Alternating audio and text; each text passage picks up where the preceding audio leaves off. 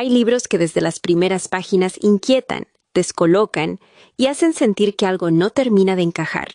La casa al final de Needless Street, de Catriona Ward, es precisamente uno de esos libros.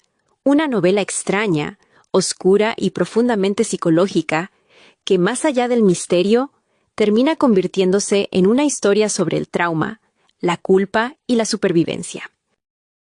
La historia gira alrededor de Ted Bannerman, un hombre solitario que vive en una casa extraña al final de Needless Street, con las ventanas cubiertas por tablas y casi aislado del mundo. Hace años, Ted fue sospechoso en la desaparición de una niña llamada Lulu, ocurrida cerca de un lago. Aunque nunca pudieron probar nada, desde entonces quedó marcado por la sospecha del pueblo. En su casa vive con una gata negra llamada Olivia, y habla de una hija llamada Lauren, a quien casi nadie ha visto. Paralelamente aparece Dee, la hermana de Lulu, que nunca superó la desaparición de la niña y está convencida de que Ted sabe algo. Por eso se muda a la casa de al lado para vigilarlo y descubrir la verdad. Mientras tanto, la narración se vuelve cada vez más inquietante, porque no solo conocemos la vida de Ted y de Dee, sino también la voz de Olivia, la gata, que parece entender demasiado de lo que ocurre en esa casa. Poco a poco se descubre que nada es lo que parece. Ted no es simplemente un hombre extraño, sino alguien profundamente marcado por una infancia terrible. Su madre, la señora Bannerman, lo sometió a maltratos extremos y lo hizo crecer creyendo que dentro de él había algo malo y peligroso. Para sobrevivir a todo eso, la mente de Ted se fragmentó en distintas personalidades.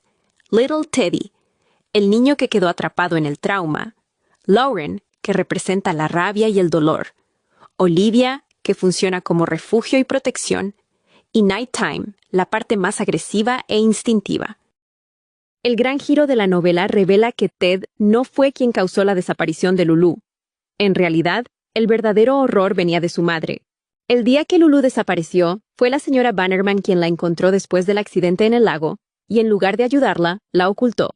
Ted pasó años cargando una culpa que no le pertenecía, creyendo que el monstruo era él, cuando en realidad siempre había sido una víctima de algo mucho más oscuro.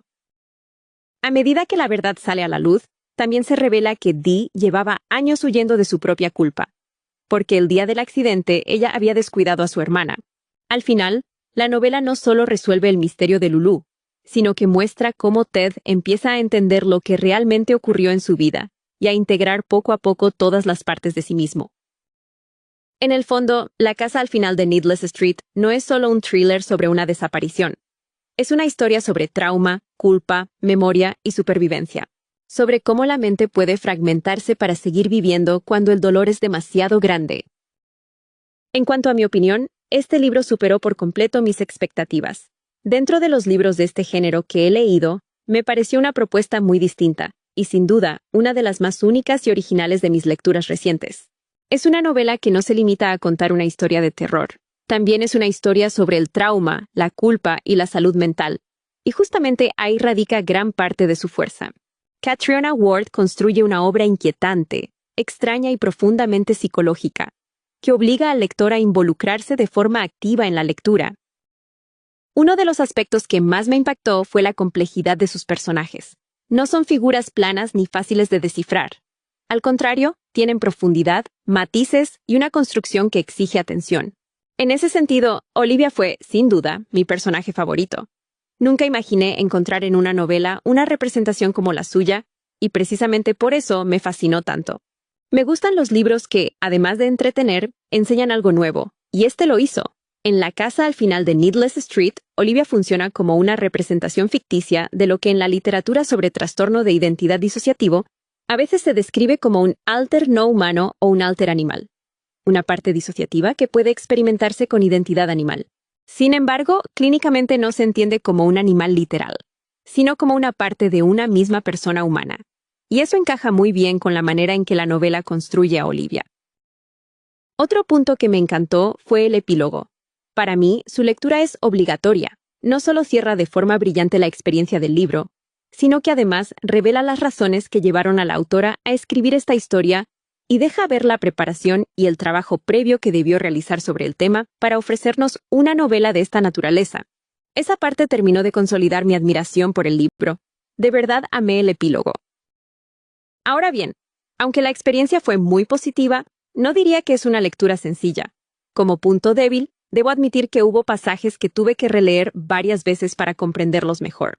En algunos momentos me confundía, en otros tenía que devolverme para entender la relevancia de ciertos personajes, y a veces incluso llegué a sentirme perdida. Hubo fragmentos en los que no tenía del todo claro quién hablaba o cómo encajaba cada personaje dentro de la historia. A veces la cronología se siente confusa, y el cambio constante de puntos de vista puede hacer que el inicio sea un poco difícil de seguir. Sin embargo, incluso eso tiene su lado valioso. También es bueno encontrar libros que reten al lector, que exijan un esfuerzo consciente de comprensión y que obliguen a leer con atención. Y en este caso, aunque al principio puede parecer que la historia no tiene sentido o que uno está completamente desorientado, poco a poco, las piezas empiezan a encajar. Por eso mi recomendación más sincera es darle una oportunidad y tener paciencia, porque puede ser un libro que sorprenda muchísimo.